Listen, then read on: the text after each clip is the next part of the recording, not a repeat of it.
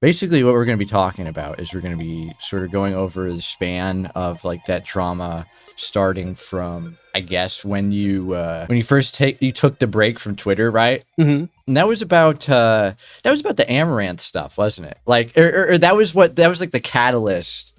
That was what people believed to be like the cause of it, was the Amouranth thing. Yeah. Yeah. Well, obviously, it's not that solely. When people blow up or when people have to take a break or whatever, I immediately kind of like understand like it's not just that one instant thing, but it's sort of like this slow, sort of like stuff, all this drama, all this anger, all this angst boiling under the surface, and then it spills over with that thing, and then that's like the straw that breaks the camel's back, you know. So first off, I guess my first question is going to be, did you really follow Amouranth? Like, were you following Amouranth at that time and just like saw that post, or did that come up on your timeline because it got retweeted?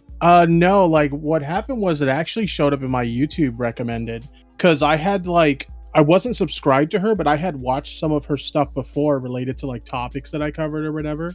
So I'm assuming that's why it was in my recommended. I'm not really sure, but yeah, it popped up. And then I clicked on it. I didn't even notice that it had just been uploaded. I just kind of clicked on it and I thought it would make for a funny meme. So I like tweeted it out. Yeah. Because like, what was that like? What that video was her like dumping on Sims or what was it? Like, I forgot. I think she said she wasn't going to do OnlyFans anymore. I think that was what it was. Yeah. She so was I said the Sims were stuff. going to be mad or something like that is what I tweeted. Yeah, it was great. And then like immediately like Tom and Connor and a couple other people, they just zoned in on it and being like, you said that 1.3 seconds after she uploaded. And so who's the simp now? Who's the real simp, buddy? Like, yeah. And like, I guess the best way to explain it was like, it wasn't that like annoyed me. Without getting too personal, there was like some shit that I was dealing with in my personal life or whatever at that time. And so like, I just kind of got like really fucking annoyed because it got to the point where like anytime I tweeted something, somebody had to turn it into like a fucking meme. And like, I don't necessarily mind that, but what gets annoying is like all their followers like in my replies with some fucking retarded shit. Yeah. So that's kind of why I went on that like mass blocking spree. Because I just wasn't in the mood for the fucking spam, bro. Yeah, and I can imagine some people got caught in the crossfire, maybe. Yeah, I know for sure one of the ones that did, and I actually reached out to them after that short break and apologized. That was like Optimus. Like, I'm like, dude, that was kind of like fucked up the way he got caught in the crossfire. Yeah. So I reached out and I apologized to him, and I also apologized to Tom. Oh, yeah. Because I have noticed there are some people, hell, I mean, one of these people actually came in like Doc on the radio server the other day and was like, there are these people that they almost like treat you like Ethan Ralph with the way that they kind of, because Ethan Ralph is like a funny, I mean, people laugh at him, right? Because of all the shit that he gets into. But at the same time, there are these orbiters, and as like he likes to call them, the A-logs or whatever, that, you know, they dedicate every single second to like shitting on Ralph, which honestly it can make them almost as bad, if not worse, than Ralph himself, because, you know, like who's out there and is constantly keeping up with like the absolute worst person, other than like a total neat, you know, like no job, nothing going on in their life. It's just like constantly posting in their friend groups or on forums and stuff. So I've seen some other people, yeah, that they have this fixation on shitting on you, or like they get blocked by you too, and they will, for lack of a better word, they just mauled over it, you know? Yeah, and the funniest thing is, like, first of all, like, I don't think it's a big deal if people block people. Like, people can run their Twitters however they want. But the funniest thing about watching people get like super mad about getting blocked or whatever, anybody who knows me knows like most people, they'll get blocked and they don't stay blocked. There's only like a handful of people where I'm like, literally fuck that dude, and I'll block them and keep them blocked. But for the most part, like a lot of times when I block someone, it's just like, get the fuck out of my mentions, you're annoying the fuck out of me right now. And then like later on I like unblock you. So yeah, like it just seems kind of funny that people get like so like ass mad about it, and it's like within an hour or sometimes a day or whatever, they're unblocked. Well, because like that's the whole thing with like Twitter or like YouTube or whatever, on any social media, like the block button, you know, that's like pulling out the knife on people. That's like cutting people off, you know, or it's like totally silencing them. It's the ultimate fucking betrayal, dude. You fucking blocked them. Yeah. Well, it's like the internet version of punching back at somebody. you know, and they're like, I can't believe he did that. Look at him. And it's like, dude, calm down. It's just a block. It's just like a mute or whatever. Somebody like didn't interact with you. On one hand, I can kind of see where it's like, oh, well, that's like the last bastion of communication some people have is like Twitter, right? And they take it super seriously, or they like will see somebody who instantly reacts to something and they'll take that as a W. It's like, oh, look at this asshole. He like blocked me when I made like one small joke, right? There's some people on Twitter that go crazy like that. And you'll even like see, you know, sometimes people who like make a bad post or make a shitty take, they'll be like, oh, free block list in the replies or free block list in the quote retweets or whatever. But other times it really is just there are people that aren't so online that don't take it so seriously, and they just like use that because it's a function they're used to. And then you'll like see the other end of it, right, from like standing at like a third party perspective, and you'll see somebody like totally melting down or like going on a tear for like the next hour and making like 10-20 different posts about this stuff, and it all begins there, right? It's like, oh, some guy just blocked you or some guy just muted you. So yeah, Twitter's fucking cancer, dude. Honestly, like I'm super happy that I fucking left, because I'll admit I spent way too much time on that platform. Like I've seen like Dead on Dave joke about the fact that I was like, dude, I've gotten so much done since I left. And it was only 24 hours at the time. But like literally, like I wasted so much fucking time on Twitter that I can get so much done by not being there. And then also like, dude, like I'm gonna be real with you, like that was not a healthy place for me to be. You look at any drama I've ever been involved in and it fucking started on Twitter. So I'm like, it's time to go. Yeah. 100%. Yeah. So how long was that break, by the way? Do you remember? Was it really only like 24 hours or was it like, no, when I called into Dave like wasn't fully informed on like what happened with my drama and stuff. And so like I told him like, yeah, I'm taking a little break from the internet. And at that time I had only been gone a day. But the break lasted almost 3 weeks. I was away. Oh yeah. Or I think it was actually 2 weeks. I think it was like 2 weeks I was away. Yeah, I think it was a little under 2 weeks. It's kind of hard to tell because, you know, it feels like forever. Like one day is forever in internet time because everybody's so connected with everything and you're constantly getting this influx of news and drama, and then you're getting DMs with these people, you're on Discord, you're on television. Like when you're plugged in, everything's just racing by. And in terms of like drama, I've noticed like 1 week is like 5 years, you know, because people will be like, oh, that happened a week ago. Well, get on something new. Yeah, you know, the Tipster drama is like yesterday or whatever, you know. Right now it's this thing about quantum or time flies so fast. Like I've seen some people saying like, oh, Tipster only left commentary for like a couple weeks or whatever. It's like, no, dude, like people don't realize it. I was gone for 3 months. The whole leaving commentary thing happened for 3 fucking months, dude. Like you're right, time flies so fucking fast on the internet. How often really do you get, let's say, people like adding you on Twitter or pinging you or whatever, and it's for you to be like the butt of the joke? Or so you see like things on your timeline where it's just like, you know, something about Tipster's e-whores or something about the Jiggly or whatever. Dude, like towards the end there, honestly, and keep in mind, let me preface this by saying, you know, for the most part, like I didn't mind the shit. If anything, like a lot of times I played into the joke or whatever. But like when you're in a bad mood, you're just like, I'm not in the mood for this shit. But anyway, towards the end there, it seemed like it was almost a daily fucking thing, dude. Where like somebody would find like either it was something I tweeted and they turned it into a meme, or someone else would tweet something and then it become a meme. Because you get a notification every time somebody quote retweets something, and people can just like look back at your old posts. Yeah, exactly. And that I can only, that's not even counting the times where people have probably taken a screenshot of something that you said and they didn't like tag you or whatever, right? Yeah. I mean, I see even like a lot of stuff still happens on Twitter, even though I'm not there anymore. Like screenshots and shit will get shared around, which I'm fine with. But like, it's funny to see, you know, that even though I'm gone, shit's still related to me over there. Because, okay, correct me if I'm wrong. At that time, you had just like a fan Discord, right? Or was that before or after you just shifted it to just being a fan Discord? I think what you're talking about, like around the timeline of like the Amouranth tweet or whatever. Yeah, when you first took the break. Okay, yeah. By then, the fan Discord was already a thing because I had already deleted my main Discord by then. All right, but so you still probably got like news or things that people were saying about you trickling in through that Discord, right? Not necessarily through the Discord, because actually while I was on break, I wasn't even in the Discord. There were like people I was like DMing with, but I I actually like physically left the Discord. I was disconnected from Ah. almost all Discord servers at that time. And there were people who would send me stuff that I talked to behind the scenes, or people that like I'm on a phone number basis with. They would like text me stuff or whatever. Yeah. But for the most part, like I was like disconnected mostly. So like all the social media platforms that you have, like what is that? That's like Twitter, I guess YouTube technically, because you can do the community post thing. Discord. You're talking about what I have right now. Yeah. At present, other than like YouTube and Twitch, the only thing I have is my current Discord account, and then I have a private Twitter account just for keeping in touch with people that are only available through Twitter. Like I don't like tweet from it or anything. It's just specifically for DMing with I understand.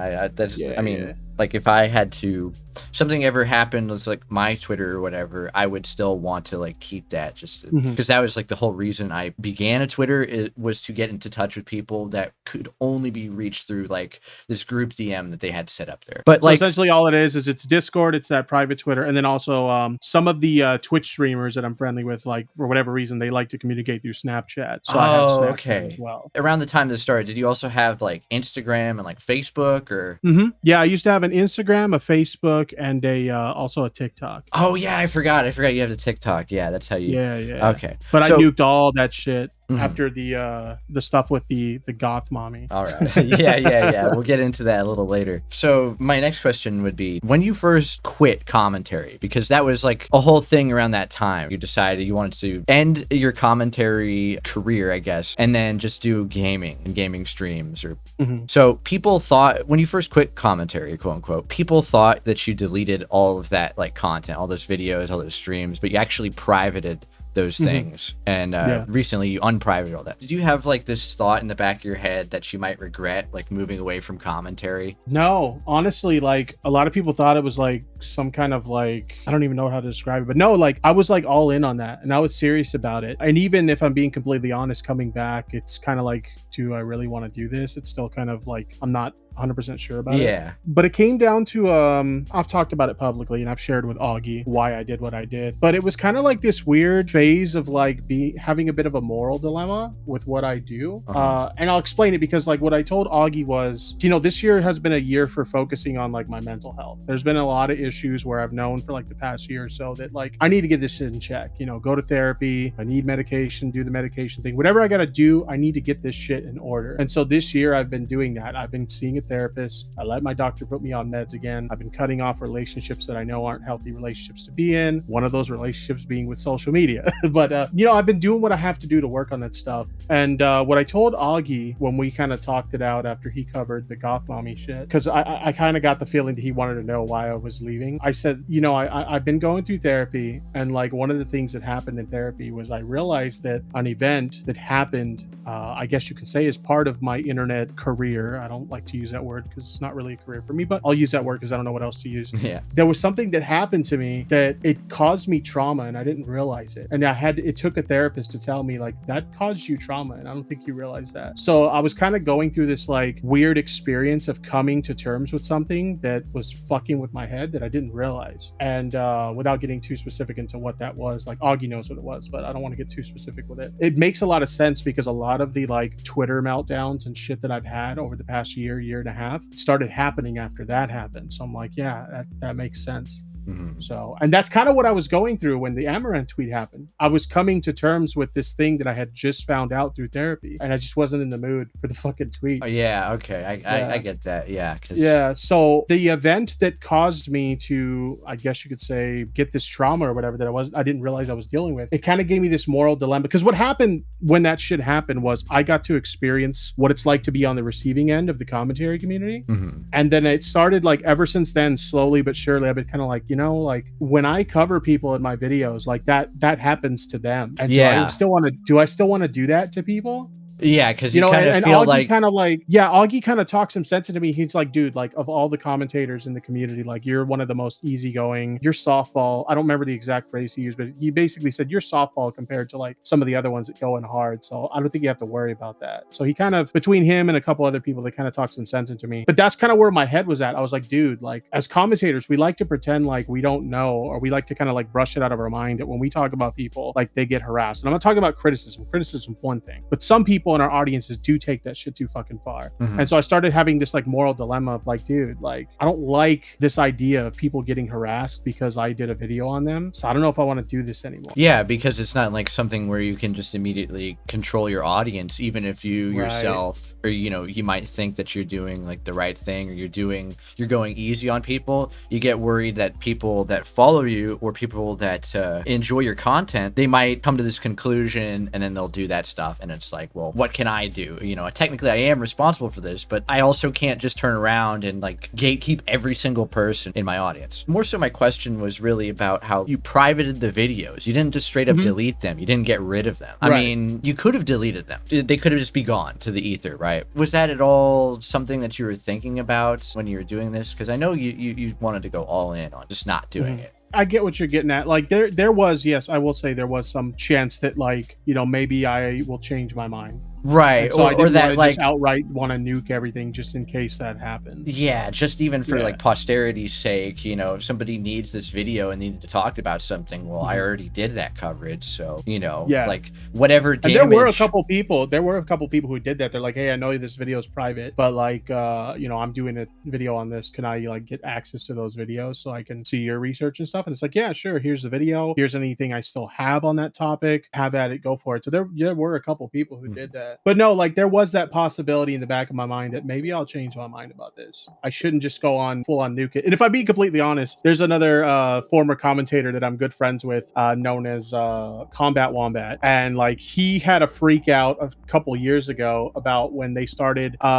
really started going against like commentary channels for like making fun of people's like appearance and stuff. And he's like, dude, I have so many videos like that. He's like, I just need to delete everything and just like start over. And like everybody's like, dude, what are you doing? This is crazy. And sure enough, he deleted all his old videos and he regretted it. So I'm like, at the very least, I don't want to end up like that guy, because like he regrets it. And at least with my decision, if I private it and I decide, you know what, I want to come back, I could just like hit the button and everything's back again. Yeah, I get it. Okay, I just started recording and we're no, back. It's all good. Guys, we had to check, make sure that the audio and everything was recording, but we're good. Okay. Perfect. I'm keeping you on your toes, Tipster, all right? Yeah, make sure that you're awake. No, but I'm good, dude. I'm good. Back into the flow of it. We're kind of doing this in chronological order too, if you didn't notice. Now, during the drama where Prag suggested you could be at risk for self-harm. I know, that was a real fun one, eh? That seems to be the one thing that you can't stop laughing your ass off about, like in hindsight, because it's just so ridiculous. But dude, it's so fucking funny. The serious, like, actual question about that. I never really caught any of this when it was going on. Did they ever reach out to you directly, or were they just communicating through these like public tweets? Like, because they made such a big stink about, you know, they're worried about self-harm and all that risk and everything. Did you ever get like a DM from them? Did they ever talk to you privately? Never. In fact, my first interaction with Prag when I got back was I actually saw that they were in a VC in like it was Bunk's server. So I hopped into that VC and I just kind of was like interacting with, you know, Bunk and shit for a minute. And I was like, Prag, since you're here, and I don't remember exactly what I said, but I was just like, dude, when you were on, like literally at the exact moment you were having that debate with fucking Aiden and you were talking about me like taking my own life or whatever, I'm at my parents' house having a beer, eating some popcorn and watching anime with my sister. Like I was chill as fuck, bro. And they're like, oh well, that's good to know. And I was like, yeah, dude, you don't have to like speak on my behalf, I'm good. And that was it. That was like the only, like, you know, and that was like several days after this shit happened. Man. So no, they didn't contact me at all. And in fairness to them, if I remember correctly, I think my Twitter was still deactivated, so I don't think they had any easy way to reach me, to be fair to them. But yeah, no attempts whatsoever. I would think they'd at least try, you know, because on nothing. Discord or something. Oh well. I didn't even know who this person was before that happened. It's so, yeah, I can only imagine how bizarre that is, where it's because nobody knew. I think, to be fair, I don't think anybody in the commentary community really knew who Prag was either. Maybe with the exception of people in Bunk's server, and that's just one Discord server. It's not like a huge thing. I didn't even know the debate happened until until the next day. I forget who told me, but somebody told me, and I thought it was like the funniest shit ever. Yeah, like, because literally this person seemed to just be a debate bro type of personality from that whole corner of Discord. There's not a huge following on Twitter, not a huge platform on like For YouTube a debate bro, they're not very good at it, because I saw their debate with Augie after that, and they didn't perform very well on that one either. Yeah. They're a debate bro that's bad at debates. Yikes. Yeah, I'm hoping I'm hoping they improve in the future, honestly, and maybe next time they should probably try to reach out to whoever they're talking about, as far as basically as a prop for a debate. Because that's the weird thing too, is it feels, at least in my opinion, it felt like it was sort of taking advantage of this thing everybody had their eyes on and everybody was already talking about, in order to parlay that into some sort of debate topic that people would pay attention to, right? Because if it just, I said this in my video too, it seemed like if it was just about anybody personally that they knew in their life, well, it's like, oh well, who cares? This is just like some random person that you knew. Nobody wants to talk about this. But you sort of had this, as corny as this sounds, you had this sort of celebrity status in comparison to them and to anybody they knew. Right, it's ridiculous. But I mean, if you're like 10,000 followers on like Twitter, or if you're like 100,000 subs on YouTube, and people talk about your videos, or people talk about you in relation to drama, it really is like talking about Brad Pitt in relation to like mental health for some people. Oh my god.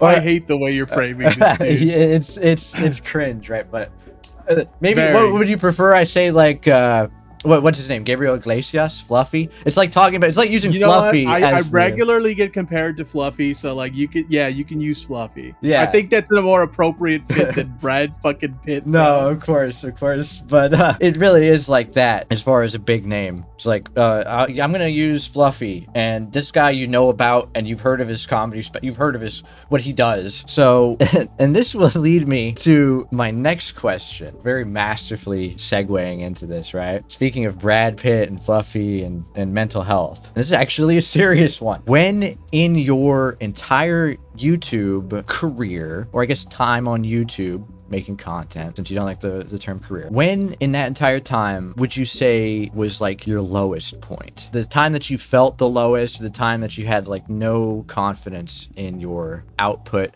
or in yourself? That's a good question, because I don't know. Throughout, because you got to remember, I've been on YouTube going on 16 years. In November it'll be 16 years. Yeah, so like there's been like a lot of ups and downs over the years. Probably, if I had to guess, probably 2018. In 2018 there was a situation where there was this dude who went by Meme Troll, and this guy was like obsessed with me. Like, I did a video where he was a small blip in the radar in the story. It was about like some shady like game community or whatever, and they were doing some fucked up shit to like retro games competitors for high scores and shit like that.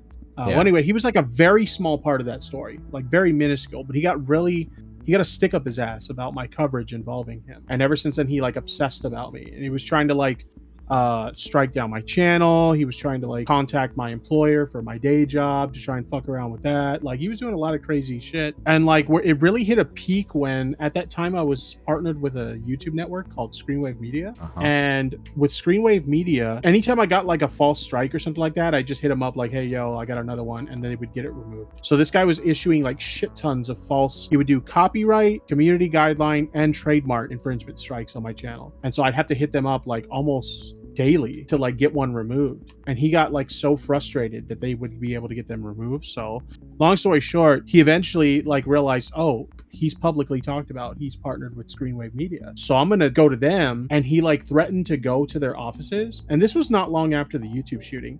He said, if you don't drop Tipster from your network, I'm going to go to your offices and you guys are gonna have problems. Whoa. And so they like dropped me, and as soon as like, and the funny thing is, like, I've seen the email exchange between them and this guy. Like, they didn't even hesitate. They're just like, we dropped him, we don't work with him anymore. They emailed him, and as soon as, I kid you not, within minutes of them releasing me from the network, I had 3 copyright strikes on my channel. And my channel was like 10 days or 7 days, whatever the policy is, from getting terminated. So I was like, fucked, dude. Like, that was like for me, probably the lowest point in my time on YouTube. Yeah, And lucky for me, like that kind of got a lot of traction. And long story short, Keemstar was able to like set me up with the network I guess he was with at the time. And they signed me, and then they instantly got all the strikes removed. But before that happened, like that was probably the lowest point yeah, that of my sounds entire like time on YouTube. it sounds Because like I was about to lose everything. you right. know? Everything that you described, it's like a death sentence for any sort of channel or like creator on YouTube. And it's just wild too that that was a case where this person literally engaged in intimidation and like this threat, and it worked. It like completely worked to Yeah, I'm like, why didn't this fucking network go to the cops instead of just like, oh, we'll just like cut you loose? It's like, what the fuck? That's fucking insane though. Yeah. And like all this would I mean at that point I might even think of like quitting. I might just be like, you know what, fuck it, it's not even worth it. You know, just I thought like about it. give I thought up about it for a while the while there getting's good. until Keem helped me out. I thought about it. Like maybe this, well, you know, I had a good run. By then it was like what, maybe 12, 13 years or something like that at that time. Mhm. So I'm like, well, it was a good run, you know, whatever. Yeah, So, 2018, man, seems like a wild time for copyright strikes and abuse. Yeah, for sure. It was not long after that the Susie Lou thing started, and like, yeah, there was a lot of copyright stories around that time. That's a low point. I'll give you that. Yeah. Because I literally almost lost everything, dude. This guy was even trying to flag my Twitch, because at that time I was recording my videos live on Twitch, and then I would like upload them to YouTube. So he was trying to flag my Twitch down too. Luckily, like nothing ever happened to my Twitch, but yeah, he was just like trying to get me like fucking banned everywhere. I guess thanks Keemstar. Yeah, seriously, thank you, Keemstar. People say everything they say about Keemstar, but honestly, like that dude, like he legitimately cares about the community, and if he can help out a creator, he absolutely will. I've experienced it firsthand. Right on. Well, I guess that leads to the next thing. How many times can you recall people online flipping out on you? Can you even, you're not going to be able to count it on one hand, I'm sure. No, bro. No, it's just so many. Like I said, I've been doing this for 15 going on 16 years. There's been lots of times. And I'll even admit, like some of those times, I probably deserved it. But yeah, you know, there's been quite a few. It's impossible for me to give you a number. All right, fair enough. How much did all this recent like drama tempt you to get back into commentary? Like was it really like any of this recent stuff going on where it's like, okay, I'm taking a break now. Oh, hey, now people are saying that I'm a self-harm risk. Oh, now I'm getting into stuff with like AP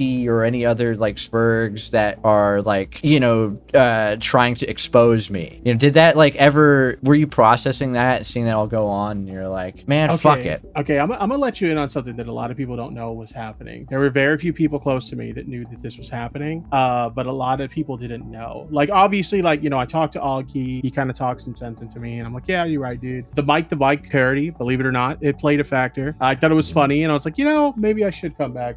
And there was like a couple other people who kind of talked some sense into me too. Like, dude, I understand your concerns, but like your community's not like that. So I'm like, okay, fine. But the real catalyst was this stuff with the Goth Mommy stuff. Like I got really fucking pissed that like she took a lot of these messages with me out of context, stuff that she was perfectly fine with at the time. And then all of a sudden she decided, when we had a falling out, a very public falling out, all of a sudden she's like, oh, I didn't appreciate that. So that really pissed me off. And it was to the point that, like I said, only a handful of people know this behind the scenes, but I was working on like an actual video on her. Like I was gonna do like a real actual, like fully like scripted and everything. And I still have the script. I still have all the receipts that I collected and everything. I was gonna go in hard on her, dude. And then like, I don't know, something happened where I just like, nah, it doesn't, I don't need to do all that. Damn. It's not necessary. But yeah, there was like a full video planned, and I had collected like a shit ton of receipts. I got my Twitter data, so I was able to see like all my like DMs with this person and everything. So I can see like, yo, like she showed you this, but here's the rest of this conversation. So you can see how she took it out of context and all this shit. And I was kind of like being mean too. Like when I wrote that script, I was taking digs at her, like her appearance and shit like that. Like I was fucking pissed, bro. Because like, if you really look at it, like in a sense, like she tried to like kind of do like a mini Me Too on my ass. Yeah, absolutely. I would, that's not unfair to say. I think so I was mad. Like I was really fucking mad. Not only that, but this is someone that like, it wasn't just some random, because I know a lot of people like to position it like, oh, he just like flirted with some random e-girl. This wasn't a random e-girl. This is someone that like, I met him on TikTok. We just really clicked and we became like really good fucking friends. We would talk about like our families together and shit like that. We were really close, and then just like some kind of misunderstanding happened. Like I'll even give her some credit that like, you know, maybe I misunderstood some of the things she said when we had our falling out. I think she misunderstood some of the things I said. And there was just a miscommunication there that I think that if we took time to cool off, we probably could have talked it out and everything would have still been fine. But that didn't happen. Instead, they decided, you know what? I'm going to fucking like put out this silly statement about like how I wasn't comfortable with what he was saying, and like she said that I made her an alcoholic or some shit, like really ridiculous stuff, and then leak a bunch of like DMs of, you know, that were taken out of context that were obviously like jokes, but she was like, oh, you know, they're not jokes, he just likes you to think that or whatever. And then also like some embarrassing shit that I like confided in her or whatever. So it wasn't just like some fucking random girl like people like to make it out to be. This was a betrayal from a friend. Yeah. So, well, I got bad news for you, Tip. You know, the ship has sailed. The AP drama, it's all, you know, it's not going to get views. So you might as well just scrap the video. Oh, no, the video's, obviously the video is not happening. But like, dude, I was that mad. I was like, doing like seriously, that is pretty mad, honestly. I mean, because that takes, you know what it does? It's not that just that you're mad, right? It's that it requires a consistent level of anger to like be focused enough to work on a video and to record these things and to put this together, and still after all of that be pissed off, right? Because like it did not just settle down. It was just like you kept working on it and you're like, nah, fuck this bitch. You're seriously like, you had her in your sights. Like, it was a good, not quite a full week of working on this thing, because I like scripted this thing. I spent several days collecting the receipts and everything, so it was at least like 5 days or so of like working on this thing. I never got to the point of like actually recording it or editing anything, but like it was like a lot of time of collecting receipts and writing the script and kind of like doing script rewrites and stuff. Anybody who followed my private Twitter at the time probably knows about it, because I was like tweeting on it on the private Twitter. And I remember even showing Augie something I found, and he's like, dude, that's brutal, like you need to put this out there. And I still did put some of the stuff that I found out there when I did do my eventual like actual response, but it wasn't to the degree that it was gonna be. Yeah, so that was but to get back to the original question, that was one of the catalysts for like coming back. It's like, dude, like I need to fucking like put my side out there, because at that point I didn't get a chance to do that. And then on top of that, like while doing all the research and everything, I was kind of like, dude, this is the part of commentary I miss. The research and like digging into things and stuff. Like I like that part. It's really funny because it's really like as soon as you step away from it, I made the joke about it being like that scene from The Godfather Part 3. Just when I think I'm out, they pull me back in. You made that joke. Yes. And I kid you not, like when I was in the drama and all the shit was happening to me, that's literally what it was like, bro. Because it seemed like obviously I was always kind of like the community punching bag, in the sense that like people like to fucking like meme on me and shit, which is fine. But like it really picked up even more after I left. So it really did feel like they were trying to keep me in it. It's savage. Let's because fuck with him to try to keep him in it, you know? Yeah, it's like, oh, he's defenseless. You can't fight back. Now's the time to really lay into him. And it's like, and then people would like point the finger at me. They're like, see, he says he doesn't want to be involved with drama anymore, but he always has drama. And it's like, yeah, but I'm not choosing to have it. It's finding me. Yeah, this is literally, you're like, you've become a monk. You've like isolated yourself in like a chamber far away on a mountaintop. I'm just over here playing fucking video games. I'm not doing anything. Yeah. Just like zoned out to Resident Evil 2. And people are like, oh, it's Tipster. It's all his fault. And that's the time to swing at me, man. When it's like I've given up on this stupid shit. Like, that's funny. It was like, it's almost funny in hindsight. It's funny in hindsight. It's like a I'll be honest, mystical at the sign. time it wasn't, but yeah. It's like a sign from up above. It's like you know, the god of commentary is like giving you this sign that you need to get back in everywhere you turn. It's like a gang, bro. Like when you leave a gang, like there's only two ways to leave, right? It's like you get fucking killed or you like get locked up in jail or something. Like you can't leave commentary. Blood in, once blood you're out. in, you're in. Blood in, blood out. I still true. gotta watch that. Good movie.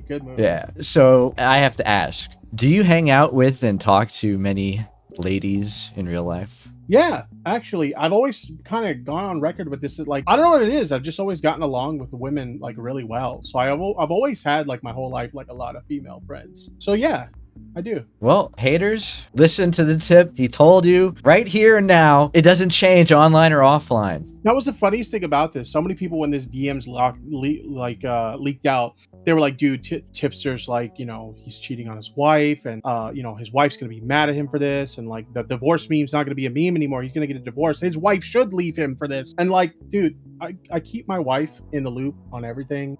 She has like private social media accounts, so she was like following me. Like, I could not hide this shit from her if I wanted to. Okay, but the thing is, like, the important thing about having a good relationship with someone is like open communication about everything. And so like my wife knows about all this shit, and like people don't believe me when I say it, but she doesn't give a fuck at all. Like, we've been to like gatherings with like friends and shit like that, and we'll do this like playful flirting shit while she's around, and she just laughs at it. She thinks it's funny. She doesn't give a fuck. Just the other day I was streaming and she was in my chat with her account watching the stream, and I was making playful flirty jokes with some of like my female friends that were like in the call. I think it's a generational thing. I think that like people don't understand that like there's a difference between playful flirting as like a meme and like what's real. And like they don't understand this concept that like my wife's okay with that because she can tell the difference, what's real and what's not. Either way, it does seem like it'd be pretty hard to hide shit from her just because you guys are like everywhere. You guys seem to be, as far as I could tell, you two aren't very far apart. You know, it's not like you're going on like a vacation like halfway across the world and God knows what happens over there. No, it's just like you live in the same house. You know, she can, if she really needs to, she knows where your computer is and your room where you stream. She's like, literally in the next room over. So like when I'm streaming, she hears like she hears everything. On. Yeah. So because these walls are like, they're not that thick. So like she hears everything that I'm saying, everything that I'm doing. Like I don't hide shit from her like at all. And she has like me and my wife literally have the kind of relationship where like if she wanted to see what I was doing, like for example, if she wanted to see my phone, like here you go. I don't care. I got nothing to hide from her. So like everybody seeing this as some big expose, like, oh my God, Tipster's been unfaithful. No, like what? That's ridiculous. Well, she already has to deal with the twerking gif of you every single day of her life. Yeah, I mean, it's a great gif though, right? I got that dumpy, dude. That gif gets so much mileage. I don't get it. It's like, and literally everybody has that. Everybody is constantly posting that. I don't. Is that know on like how, Tenor or something? Because dude, I don't know how it got in the official Discord database. You look up Tipster and it's there. It must be because they source all of it is. No, literally look up on Discord, go to the GIFs, search for Tipster, and it's the first fucking one. It really is. Yeah. What I got. I don't know how that got in there, but it's fucking awesome. When I'm editing this, I got to put that in there. I got to put like a screen grab of that. It's because quite a few of them in there. There's even one that's edited that looks like I'm twerking inside my own thumbnail. Yeah, that one. You know what it is? Dude. It's because Discord, I think they source all of their GIFs from Tenor, and Tenor is like this site that people can publicly upload on, and they have, you know, some things of course they get taken down, but most of the time it's just like anybody can put any sort of GIF on there. So dude, that's my claim to fame right there. Fuck the YouTube channel, fuck the streams and all that shit. It's the fact that you look up Tipster on Discord GIFs and I'm there. There's probably some people that have used that and they have no idea who that fat ass is. Yeah, that's awesome. Jesus. All right, here's a question I wrote down. I don't know what I expect out of this. What's your definition of flirting as a joke? I mean, it's just what matters is the intent behind it, right? Like if you're intending to flirt with someone because you're like into them, like on a you're like actually like attracted to them on that kind of level, and you're like saying like flirtatious stuff, that's the difference between like I'm into this person so I'm flirting with them because I'm into them, as opposed to like, oh, this is a friend and we kind of goof around, so like I'm saying this like as a joke. That's the difference. It's all about the intent, honestly. Yeah. So like, you know, if it was a dude per se, you'd still say something like, damn, homie got a fat ass. Back that up. I've joked like that. That's the funniest thing about this. I want to talk about this for a second. So I have joked like this with dudes, not everybody. That's the thing that people need to understand, is like I only joke like this with people that are uncomfortable about it. Because I seen like Augie said like, yo, I've heard Tipster say that he jokes like this with dudes. He's never joked like that with me, because like we all know Augie thinks that kind of shit's crusty, so I'm not gonna joke like that with him. But like, for example, Tomato Man has like literally shared like this screenshot of a DM where I called him daddy and shit like that. Yeah, I remember that. I've seen that. Fucking Ruin Leon has come on my stream and I asked him if he wanted me to be his fucking power bottom and shit like that, dude. Like I tell jokes like this to anybody who's comfortable with it, right? So But that doesn't mean like I'm attracted to guys or anything. It's just a funny fucking meme or whatever. But this is what pissed me off the most about this, okay? People have seen me tweet shit like this before on Twitter, and they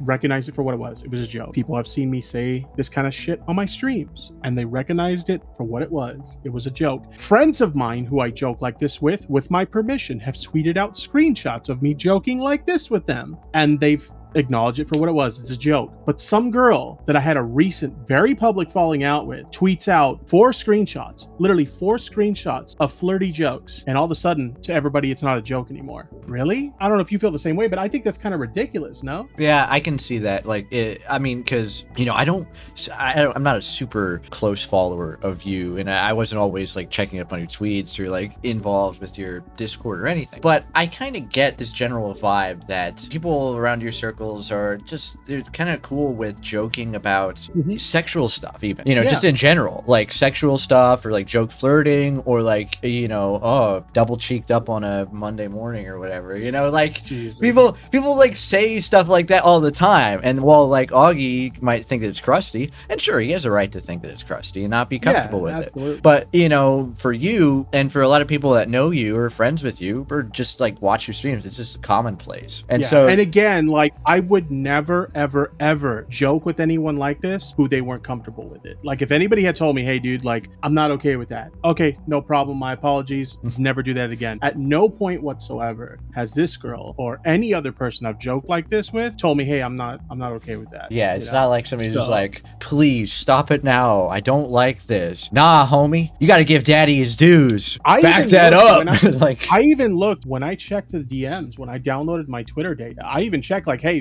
was there a DM I missed or something where they said they didn't like that? And like, because I wanted to check my base. Maybe I fucked up and I didn't know, right? No, there's nothing in there. There's not a single time in there where they're like, hey, you know, I'm not really okay with this. Because if they had told me, I wouldn't do it. That's not who I am. All right. So, and this is another thing that's on people's minds. Doejenggels did not seem to like you at all. That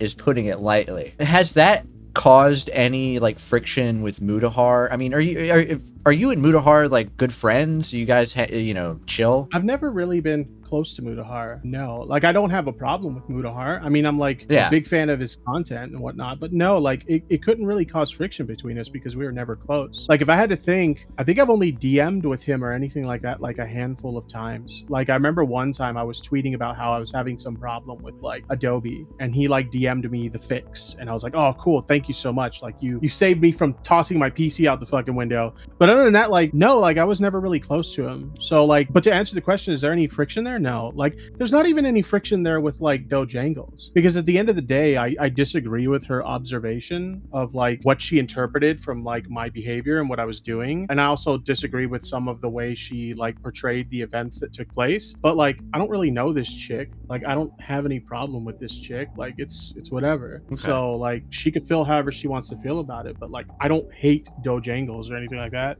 It's just kind of, it is what it is. I think you and Mutahar would still get along better than Mutahar and Smaggle. Why Mutahar and Smaggle don't get along? Is there something there? There's a stream where Mutahar and Smaggle were both on. I was there too. This might have been the same one where we literally looked at your like Tipster merch and all that. But they were both on, and Smaggle was making fun of Mutahar's girlfriend and everything. And you know, he got his like nuts up, and he was like, "Yeah, I would call her ugly to your face in real life." And Mutahar was like, Smaggle, I would slap the shit out of you if you did that. Like, that's just what happens. You talk shit, and if you do that in real life, well, then there's consequences. Yeah, and see, like, with me, like, I have like respect for Muta, so I'm not gonna like, obviously, like, when she said what she said, like, I defended myself and I stood my ground, but like, I'm not gonna disrespect his girlfriend, because like, that's just really, it's a really shitty thing to do. Yeah. So yeah, I stood my ground when it was necessary, but outside of that, like, I have no beef with her. It is what it is. Well, you got it out of your system, you know. It's a shouting match, and it ended on neutral terms.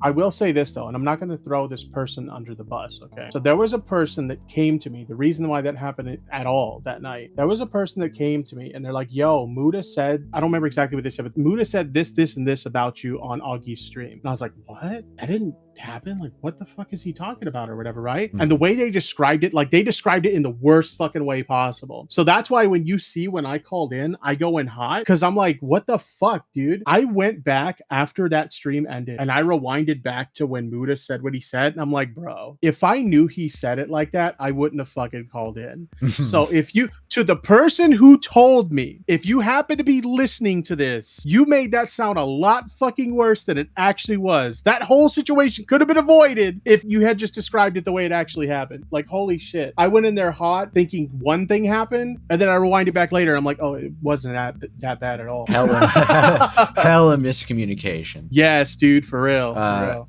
All right. Would you say that you've had a lot of support throughout all this drama recently in the past couple months? I can't talk about like the greater community or whatever the fuck you want to call it, Right. but like I have people who were close to me that were there for me, and like they supported me and they kind of like gave me advice on what they think I should do and whatnot. And I think the people that were close to me, they kind of saw the situation for what it was, which is it's kind of bullshit. So yeah, I had people in my corner. And I those think that's people, what counts. in my opinion, were all that mattered. Yeah, that's what really counts is, because I mean, fake friends are probably worse than I'll say this. enemy.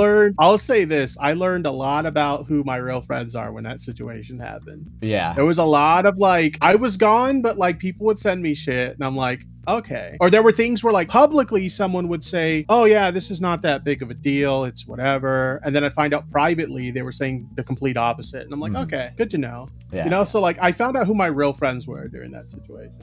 I'm going to throw a curveball. Okay. What do you think was your worst or most embarrassing video? Most embarrassing video? Yeah, what was like their worst? If you can't think most embarrassing, just think worst, as in you don't like it, you regret it. Probably, and it's actually a series of videos. There were like, I want to say there were like 2 of them. And it's a hindsight thing. Like at the time I was like pretty sure about what I was saying, but in hindsight, like considering everything that happened, it's like, okay, yeah, that was really fucking stupid. My defenses of John Swan during the dream situation, those videos, like I don't even think I have those public anymore. Like I'm so like, what a fucking, like, at the time, what people need to understand, because a lot of people are like, you defended John Swan and it's obvious that situation was bullshit. But the funniest thing is I've literally seen some people who will say that. It's like, bro, like I wish I had gotten the screenshots at the time because you were defending that motherfucker too. Yeah. But anyway, he was telling us a story that was convincing, and he was showing us, I put in air quotes, receipts that made it more convincing. So like it made sense, and I even remembered like at a time, because his whole story was like the autistic fucking 12-year-old or whatever the fuck it was. His account was still logged in, so that guy goofed off with it. I even remembered a situation when I was in high school when one of my buddies left his fucking MySpace account logged in on my computer, and then we like changed his profile picture and his bio and everything to make it look like he was like coming out of the closet that he was gay or whatever. So like it's conceivable, like yeah, that could happen, sure. But yeah, obviously after everything came out, it's like you feel really fucking stupid for defending this guy. So yeah, those videos, if I had to pick something that's like embarrassing or like my worst fucking video ever, it would probably be those videos defending fucking John Swan. Yeah, that's fair enough. Yeah.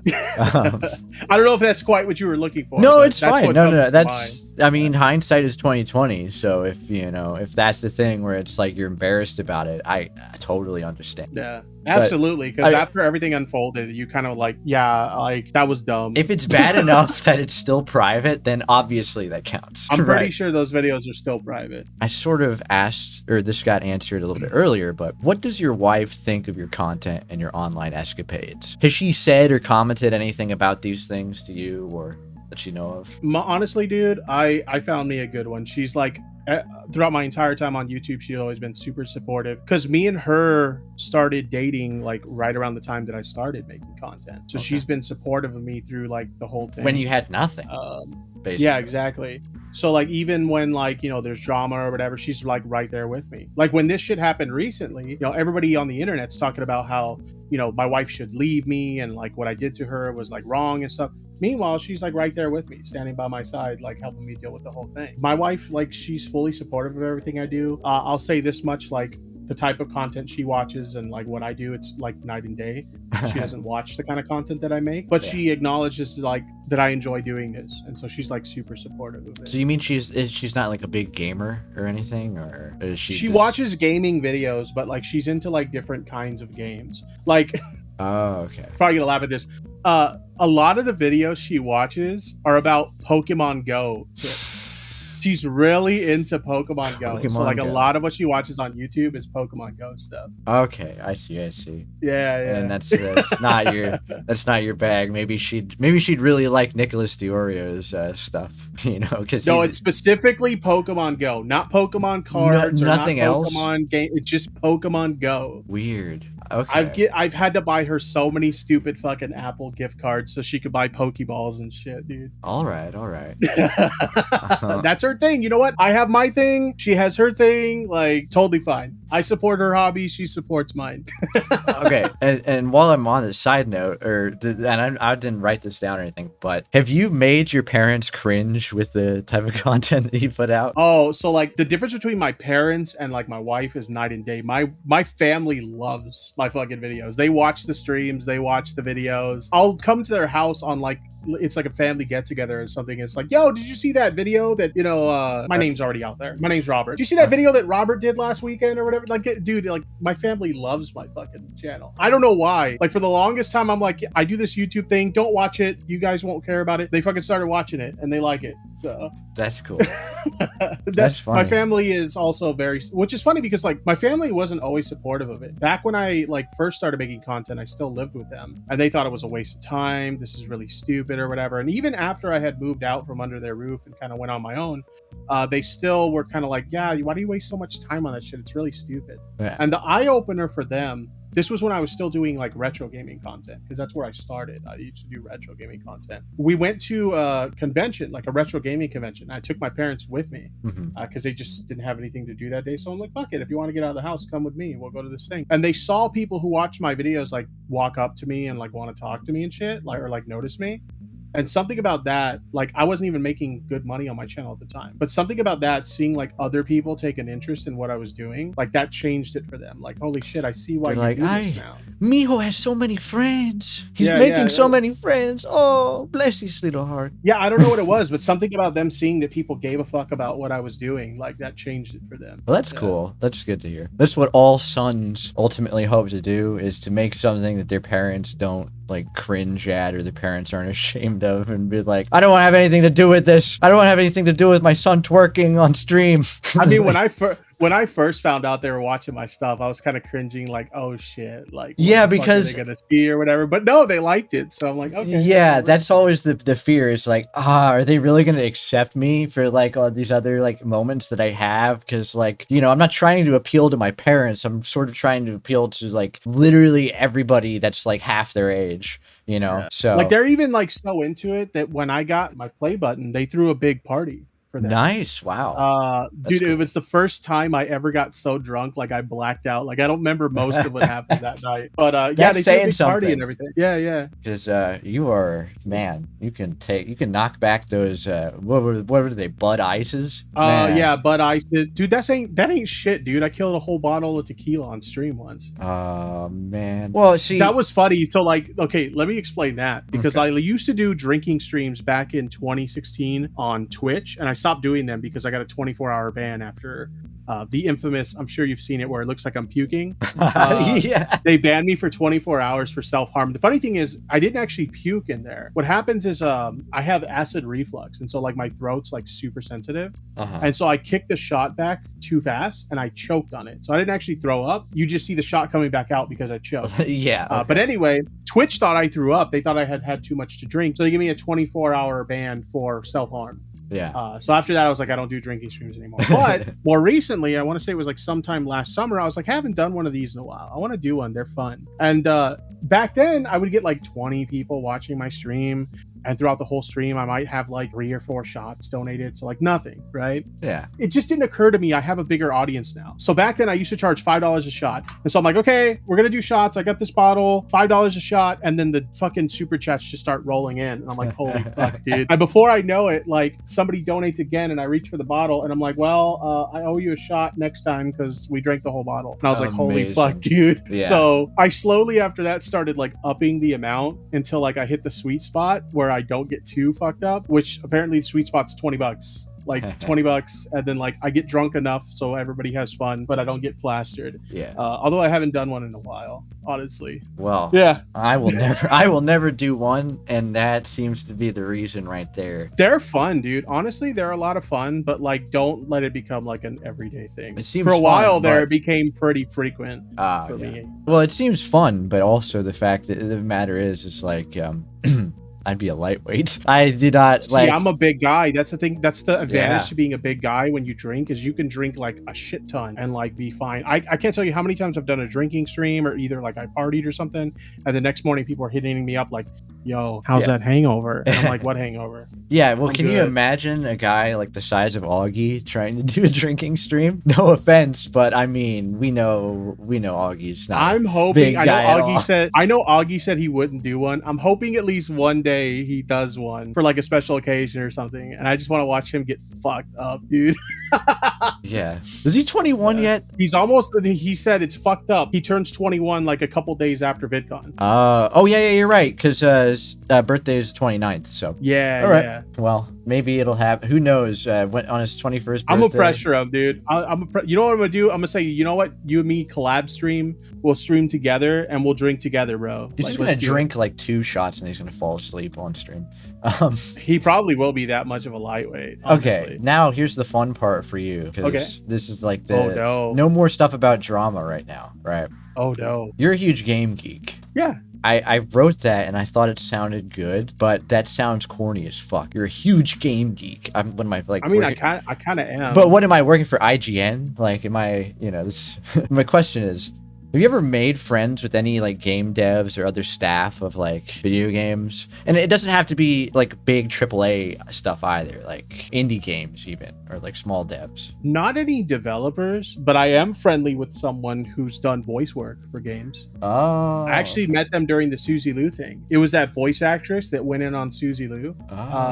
Because she was doing voice work she does it for anime and for video games. And so like I know her. Yeah, okay. Well, that makes sense. It's always I noticed a lot of these. That's Rachel Messer. Shout out to Rachel. Nice. I noticed a lot of those guys that do like voiceover stuff for like anime or really just video games. Maybe it's more nowadays, but they seem to be locked into the internet drama and goings on. Also, Jeff Leach, he's the one that did Ghosts for the Call of Duty series. He used to do voice acting for Ghosts. Although, after his controversy with Zombie Unicorn, they did an update to remove his voice from the games and shit. And they no longer hire him. Fuck Zombie Unicorn for that. All right. So I would consider you an entertainer, right? Just by the literal definition. If you say so, buddy. Hey, at least I'll take it as a compliment. Hey, at least you entertain yourself. I can't say much about anyone else. No, but fuck you, dude.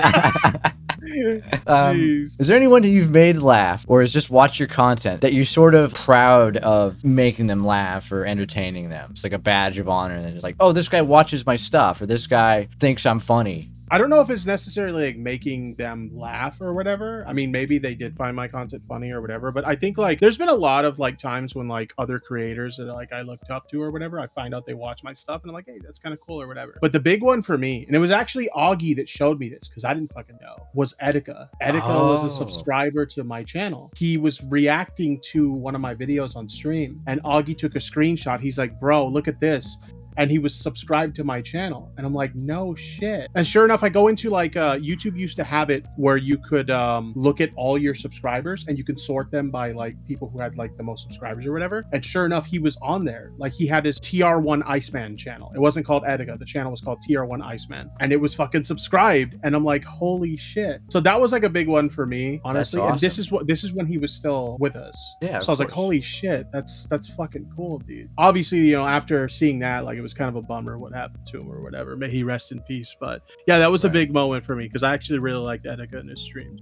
Yeah, rest in peace, Etika. But that is definitely, I would be psyched about that for sure. Hell yeah, dude. I'm sure Augie his mind was blown because he Yeah. Yeah, He's because we also a were huge like fan. little nobodies at that time too. Like I think I was Yeah, sitting at like maybe 30,000 subs at the how time. long ago was that? I want to say it was the year before he passed, because I think the video he was reacting to was, you know, a year before that summer he had had his like first really public meltdown, and so I covered it because at that time we didn't know it was like a serious thing, and there was even some speculation that it was another one of his publicity stunts. Mhm. Like a lot of people in hindsight like to say like, oh, it was obvious he was having problems. How did you guys not know? We didn't know at the time. Yeah. Nobody knew because he had been known to do crazy off the wall stunts like this and publicity stunts and like shit like that. So some people were like, this is real, and other people were like, this is probably just another one of his stunts. So yeah, it was like the year before he passed, or when Augie told me about this. It must have been a while ago because you were at 30K subs. Yeah, it was a long time ago. So, who were your favorite YouTubers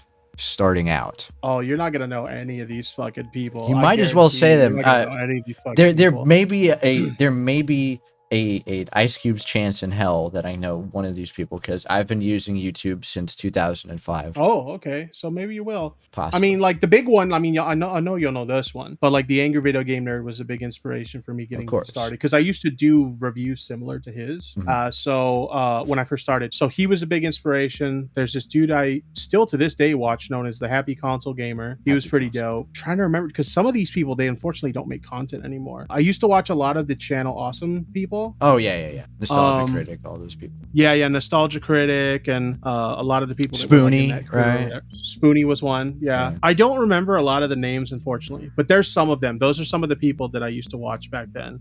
And like I said, some of them I still watch, like AVGN and Happy Console Gamer. I still watch them to this day. Well, Angry Video Game Nerd pretty much sort of like he made the format for like entertaining game reviews, and I remember there was constantly. When AVGN was at the height of popularity, there was a million people trying to like get that same energy to try to do that same type of content. And there are a lot of people that just did not make the cut. Yeah, I was one of them. Like it didn't work for me. Like I tried it for so many years. And you have to understand, like when I got into YouTube, like you couldn't do this as a career or anything. So Right. I was just having fun making videos because I've talked about this publicly before. The reason why I started my channel. The reason I started my channel is like I was watching a lot of content online at the time, but like I had just finished tech school and I was having trouble finding work because I work in IT. So I was having trouble finding work. I was running out of money to pay my bills and shit like that. And mental health wise, I was not in the best space. I've talked about this publicly, and some people, when I say this, they think it's a joke, but like it's about to get dark. Okay, I'm just warning you. All right. People think I say this when I say this, I'm saying this as a joke. But I was like, when I started my YouTube channel, it was literally I just need a distraction because I'm in a bad place financially right now. I'm in a bad place mental health wise. I need a fucking distraction so I don't kill myself.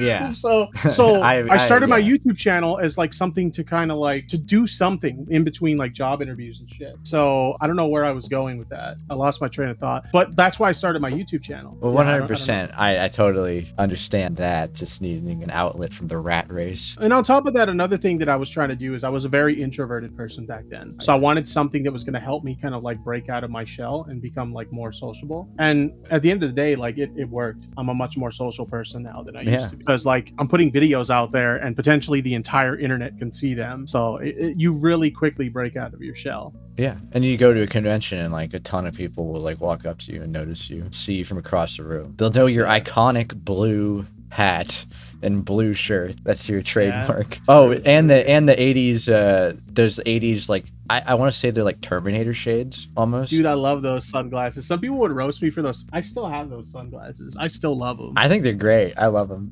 They were by a company called, it's funny, I saw these ads on like Instagram like forever for a sunglass company called Blenders Eyewear. And I remember seeing these sunglasses like, dude, I like those. I want those. And so I bought them and I wore them a lot longer before I incorporated them into my original profile picture or whatever. And I don't know why. I was like, yo, I'm going to take a picture with that for my profile picture. And so like it became like part of like the iconic original profile picture. Yeah, that's the OG. Sorry, this whole time I just think it's really funny because you said you're like into the AVGN stuff, and I'm just like trying to imagine you starting out and you're just like holding up a copy of like some fucking like SNES game or whatever, and and be like, sucks monkey fuck. Mhm. Just like trying to be the edgy like kind of guy. There were like some videos I would do about games that I liked, so it was like over the top positive, and then like other times I would do stuff that I hated and it was like negative. Like I remember like one time reviewing what was it, Resident Evil Survivor. It's the only Resident Evil game I don't like because it's really fucking bad. Yeah. And like in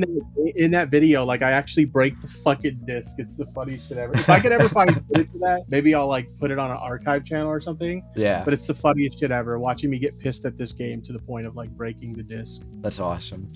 Yeah. So, are there any big plans that you have in store for content on your channel in the future, like immediately, or is there anything where it's like, you know what, I'm gonna make a video about, you know what, I'm gonna make like a proper, almost like Suzy Lou-esque type of video on this or that subject? Or we'll see. Like it's hard because when you do like what I do, because I kind of tend to do like the news format where you're covering like news topics, you can't really plan anything ahead, you know, you just kind of like, this is what's in the news right now and you talk about it. So no, not really, there aren't any big plans. Essentially all I'm doing now is like I'm talking about stuff I find interesting in a live stream format. So you're kind of into the whole streaming end of it and not necessarily super into videos, or no.